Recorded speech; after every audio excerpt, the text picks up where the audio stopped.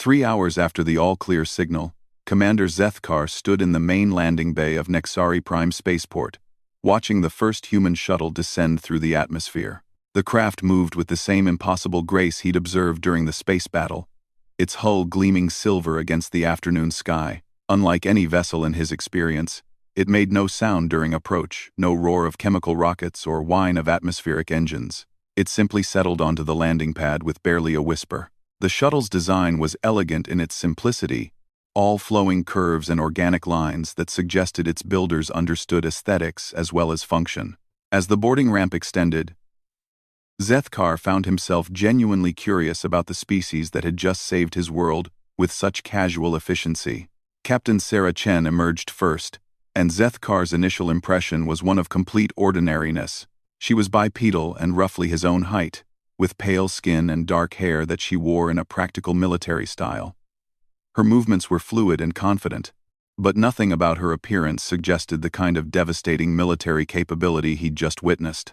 "Commander Zethkar," she said, extending her hand in what he recognized as a greeting gesture common among several species. "It's good to finally meet face to face, Captain Chen. I cannot adequately express our gratitude for what you've done here today." He accepted the handshake, noting the surprising strength in her grip. "Your arrival saved 3 million lives. That was the idea." She smiled, an expression that seemed genuinely warm despite the circumstances. "Is there somewhere we can talk? I imagine you have questions." The conference room in the spaceport's administrative center had been hastily prepared for the meeting. Lieutenant Vexani and Technician Morton flanked Zethkar at the oval table, while Captain Chen sat across from them with 2 other humans she'd introduced as Major Santos and Dr. Nakamura. Like Chen, they appeared completely unremarkable at first glance, bipedal primates with binocular vision and opposable thumbs, following a basic body plan common throughout the galaxy. "Captain, I'll be direct," Zethkar began. "What we witnessed today challenges everything we understand about military science and galactic politics. Your technology surpasses anything in our databases, and your tactics suggest experience fighting the Scarthul that should be impossible given your recent emergence in galactic affairs." Chen nodded thoughtfully. "You're wondering how a species that's only been spacefaring for 2 centuries managed to develop weapons that can neutralize the most feared military force in the galaxy. The thought had occurred to us. Yes, the answer is both simpler and more complex than you might expect. Dr. Nakamura, would you mind explaining our unique circumstances?" The scientist leaned forward, her expression serious. "Commander, how much do you know about parallel evolution and convergent development?" "Basic concepts. Species facing similar environmental challenges develop similar solutions, even in isolation." "Exactly.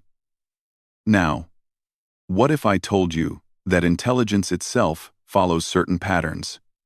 That technological development, social organization, and military thinking tend to evolve along predictable paths across most species?"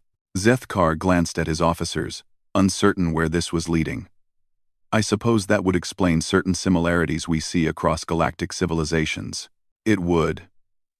But here's the interesting part. Sometimes a species develops along completely different lines. They face unique challenges that force them to find alternative solutions. They develop technologies and strategies that other species never even consider because they never had to." Major Santos spoke up, his voice carrying the same hard edge Zethkar had heard during the battle. "Commander, has your species ever experienced a global war? I mean a conflict that involved every nation and killed hundreds of millions of people?" "Nothing on that scale, no. The Nexari achieved interplanetary unity relatively early in our development. Most species do." "Most species do," Chen agreed, "but not all. Humans spent most of our history fighting each other with gradually increasing levels of technology and destruction. We've had wars that consumed entire continents, conflicts that pushed our species to the brink of extinction multiple times." Dr. Nakamura pulled out a small device and projected a holographic display above the table. Images of devastated landscapes, ruined cities, and massive military formations cycled past at regular intervals. "These are from our world wars. The last global conflict ended about 70 years ago. But by then, we'd developed weapons capable of destroying all life on our planet several times over. The images were horrifying in their scope. Zethkar watched cities reduced to radioactive craters, seas boiling under the impact of weapons that dwarfed anything the Scarthul had used against his colony. "You fought wars with weapons of such magnitude?" "We came close to using them," Chen confirmed. "Close enough that we realized we had to find another way forward or face complete extinction." That realization changed everything about how we approach conflict. "We learned that war isn't just about destroying your enemy," Major Santos added. "It's about controlling when, where, and how the fighting happens. About understanding your opponent better than they understand themselves. About ending conflicts as quickly and decisively as possible to minimize casualties on all sides. The Scarthul represent everything we learned to recognize as a threat," Dr. Nakamura continued. "A species that glorifies violence, refuses negotiation, and sees destruction as an end in itself.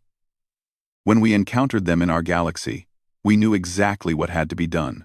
Zethkar felt pieces of a larger puzzle clicking into place. "Your galaxy. You said the Scarthul came from your galaxy originally." "The Andromeda Spiral, about 2.5 million light-years from here." Chen's expression grew grim. "They weren't the only aggressive species there, just the most successful. For about 50,000 years, they conquered and consumed everything in their path until they controlled roughly a quarter of the galaxy. What stopped them? We did. Humans had been expanding outward from Earth for about a century. When we encountered the edges of their territory, first contact didn't go well. The holographic display shifted to show space battles on an unimaginable scale. Fleets of thousands of ships engaged across multiple star systems, weapons that could sterilize planets deployed with casual efficiency. But gradually, the human ships began to appear small, agile craft that moved like living things and struck with devastating precision. "It took us 30 years to drive them back to their core systems," Chen continued. "Another 20 to break their military completely. By the end, they were fleeing in any ships they could salvage, running for empty space between galaxies. 12 billion reduced to 50 million, Zethkar murmured, remembering the numbers she'd mentioned during the battle. "The war wasn't entirely one-sided," Major Santos said grimly. "They destroyed 47 human colonies before we learned how to fight them effectively.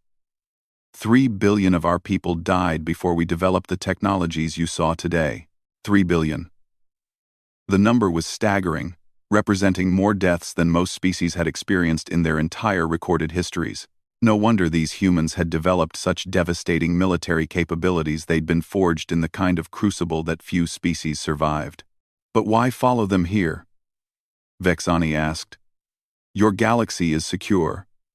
Why pursue a broken enemy across intergalactic space?" Dr. Nakamura answered. "Because they're not just running away. They're looking for something they can rebuild with. Every world they attack, every colony they destroy, they're gathering resources and technology for an eventual return to our galaxy. We can't allow that to happen. So you hunt them." "We hunt them," Chen confirmed. "Small expeditionary forces like mine track the various fleeing groups and eliminate them before they can establish new strongholds. It's not pleasant work, but it's necessary." The conference room fell silent as the implications sank in. These humans weren't just advanced, they were veterans of a conflict that had spanned multiple galaxies and lasted for generations. They developed their impossible technologies out of necessity, forged their tactical brilliance in wars against an enemy that showed no mercy and accepted no surrender. "Captain," Zethkar said carefully, "what happens now?" "The Scarthul threat to this system is eliminated, but there are other colonies under attack. Other worlds calling for help that no one answers." Chen exchanged glances with her companions. "That's actually why we wanted to meet with you. We've been tracking Scarthul movements for 3 years, and we know where their remaining fleets are heading. The problem is, we can't be everywhere at once. You want our help?" "Not exactly. We want to teach you to help yourselves." Major Santos leaned forward, his expression intense. Commander, your colony sent out distress calls for 6 days before we arrived. 6 days of begging for help from a galactic community that has the resources to intervene, but lacks the will to do so. The Galactic Defense Council has other priorities, Zethkar said defensively. The Galactic Defense Council is a bureaucratic committee that prioritizes political stability over protecting innocent lives, Dr. Nakamura replied bluntly. They'll sacrifice entire colonies to avoid disrupting trade routes or military deployment schedules. Chen pulled out another device and activated it. A three-dimensional map of local space appeared above the table, with various colonies marked in different colors. Red marks indicate colonies that have been attacked by the Scar Thule. Yellow shows worlds that have requested military assistance from the GDC. Green indicates colonies that have actually received meaningful help. The map told a grim story. Dozens of red markers scattered across the region, fewer yellow ones, and only a handful of green. The galactic government was indeed failing to protect its most vulnerable populations. What we're proposing is a mutual defense pact, Chen continued. Human forces provide training and technology transfer to interested colonies.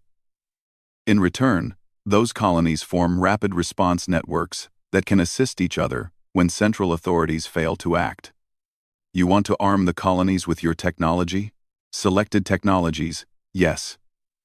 Nothing that could threaten galactic stability, but enough to defend against raiders, pirates, and isolated Scarthul groups. Zethkar studied the map carefully. What would this cost us? Nothing you can't afford. Resource-sharing agreements, basing rights for our pursuit fleets, and a commitment to assist other colonies in the network when they call for help.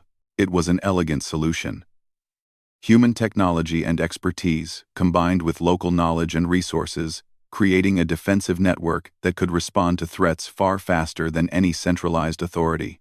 But it would also represent a fundamental shift in how the outer colonies related to the galactic government. Captain, this sounds very much like you're proposing to create an independent military force outside GDC authority. Chen smiled again, and this time there was something predatory in the expression. Commander, the GDC had 6 days to respond to your distress call. They chose not to. We arrived from another galaxy in less time than it took them to file the proper paperwork. The bureaucracy has its flaws, but the bureaucracy is broken, Major Santos interrupted. It's designed to maintain the status quo, not to protect people. Your colony is proof of that. Dr. Nakamura gestured to the map again. Look at the attack patterns, Commander. The Scarthul are systematically targeting agricultural colonies, research stations, and mining operations, all facilities that produce resources but have minimal military value. They're not trying to conquer territory, they're gathering supplies for something larger. What kind of something? We think they're planning to build a generation ship, Chen explained. Something large enough to carry their entire remaining population back to our galaxy. If they succeed, everything we've accomplished in the last 50 years becomes meaningless. The thought was chilling. 50 million Scarthul armed with whatever technology they'd stolen from conquered colonies, returning to human space with decades to plan their revenge. It would be a disaster of unimaginable proportions. How long do we have? Based on their resource gathering rate, maybe 2 years. 3 at the outside. Chen leaned back in her chair. Which brings us back to our proposal. We can't stop them alone, there are too many scattered groups, and we have too few ships. But with a coordinated network of allied colonies, we could track their movements and intercept them before they achieve their goal. Zethkar looked at his officers, seeing his own thoughts reflected in their expressions. The humans were offering them a chance to take control of their own destiny, to build something that could protect not just the Nexari colony but countless others facing similar threats. The alternative was to remain dependent on a galactic government that had already demonstrated its unwillingness to act. What guarantees do we have that you won't simply replace the GDC as our overlords? He asked. None, Chen replied honestly, except that we're not interested in governing anyone. We have our own galaxy to rebuild and our own people to protect. All we want is to finish what the Scarthul started when they first attacked our colonies. And when that's done, when the last Scarthul is defeated or captured, we go home. Our expeditionary forces return to human space, and your defensive network continues operating as an independent entity. It was a remarkable offer: advanced military technology, tactical training, and strategic support in exchange for